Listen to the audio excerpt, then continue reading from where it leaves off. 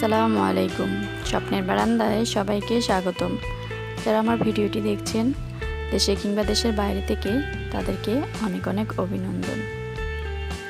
ভোরবেলায় বৃষ্টি শুরু হয়ে গেছে, আর এই যে পাখিরা কখনো বৃষ্টিতে ভিজছে, আবার বারান্দায় এসে বসছে। বৃষ্টিতে ভিজতে কার না ভালো লাগে। দূরের ওই পাখিটার মতো ইচ্ছে করছে বৃষ্টিতে ভিজতে। করবেই বা না কেন, যে গরম, জীবনটা অতিষ্ঠ হয়ে গিয়েছে গরমে। তাই তো এক পশলা বৃষ্টি যেন এই গাছপালার মতো মনের ভিতরে সজীবতা তৈরি করে দিয়েছে। এই যে বৃষ্টি হচ্ছে, তবু কি কোনো কাজ থেমে আছে? এই বৃষ্টির মধ্যেই বাইরে যেতে হয়েছে। রান্নাবান্না, খাওয়া দাওয়া এসব তো আর থেমে থাকবে না। তো যাই হোক, সংসারের টুকিটাকি কেনাকাটা করতে বাইরে গিয়েছিলাম। আর এই যে আজকে বেগুন আলু দিয়ে মাছ ভুনা করছি। বাইরে গেলেও খুব বেশি কিছু আনতে পারিনি। রাস্তার যে অবস্থা, একদম হাঁটু পর্যন্ত কাদা। যতটুকু আর কি যাওয়া যায় অল্প জায়গায় গিয়ে যা পেয়েছি তাই এনেছি। তবে হ্যাঁ, একটা ভালো জিনিস এনেছি, সেটা খাঁটি গরুর দুধ পেয়েছিলাম। খুব বেশি দাম নেয়নি, অল্প দামি, তাও একটু বেশি করে নিয়ে এসেছি। আর এ তো জাল করে নিয়েছি, অনেক ভালো ছিল। তো যাই হোক, আমার ভিডিওটি যারা এই পর্যন্ত দেখছেন কিন্তু আমার চ্যানেলটিকে এখনও সাবস্ক্রাইব করেননি, প্লিজ আমার চ্যানেলটিকে সাবস্ক্রাইব করে পাশে থাকা বেল বাটনে ক্লিক করে অলে ক্লিক করে দেবেন। এতে করে পরবর্তীতে আমি যখন ভিডিও আপলোড করব, সেই ভিডিওটি সবার আগে আপনার কাছে পৌঁছে যাবে।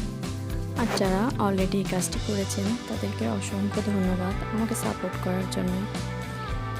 আর হ্যাঁ, আজকে আমি এখানে আলু বেগুন দিয়ে মিরর কাপ মাছ রান্না করছি। মাছটাকে আমি আগে একটু ভেজে নিয়েছি, এরপরে রান্না করছি। আমি সাধারণত সবসময় মাছ ভেজে রান্না করি বড় মাছের ক্ষেত্রে। আর এই তো রুটি করে নিচ্ছি, মাংস পিঠা তৈরি করব। কোরবানির ঈদ গেল, পিঠা খাওয়া হয়নি। তো আমি যেখানে আছি সেখানে খুব বেশি কিছু নেই হাতের কাছে, তো যা আছে সেগুলো দিয়ে আমি চেষ্টা করছি পিঠা তৈরি করে খাওয়ানোর জন্য। তো চাল গুঁড়া করে এনেছি, আর এখানে আমি পাটার মধ্যে রুটি তৈরি করে নিচ্ছি, আর এগুলোর মধ্যে মাংস দিয়ে পিঠা তৈরি করে দেব। আসলে পিঠা তৈরি করার বা খাওয়ার ইচ্ছা হলে তখন আর কোনো বাধা থাকে না। এ যেমন রুটি বেলন ছিল না, তো পাটা তো ছিল। আমার এই টিপসটি ফলো করতে পারেন। একটি শুধু বেলন কিনেছি, আর এই পাটার মধ্যে আমি কাজটি সেরে নিচ্ছি। তবে যাই বলেন, সব কিছু অ্যারেঞ্জ করতে কিছুটা সময় লেগে গেল। ঈদের অনেক দিন হয়ে গেল, তো জোড়া মাংস ছিল, সেগুলোকে আমি ভেজে এভাবে পিঠা তৈরি করে নিচ্ছি। পিঠাগুলো কিন্তু খেতে অনেক মজার হয়েছিল। আসলে অনেক কষ্টের পর কিছু করলে সেই জিনিসটার মজাটা কিন্তু আরও বেশি থাকে। এই যেমন ধরেন, চাল কিনেছি, এরপর এগুলোকে আবার গুঁড়া করে এনেছি, এরপর আবার বেলন পিড়া ছিল না, তার জন্য আবার বেলন কিনেছি। তো পাটার মধ্যে এই কাজটা চালিয়ে নিয়েছি। আসলে সব মিলিয়েই একটু ঝক্কি ঝামেলাই গেছে, সাথে আবার বৃষ্টিও ছিল।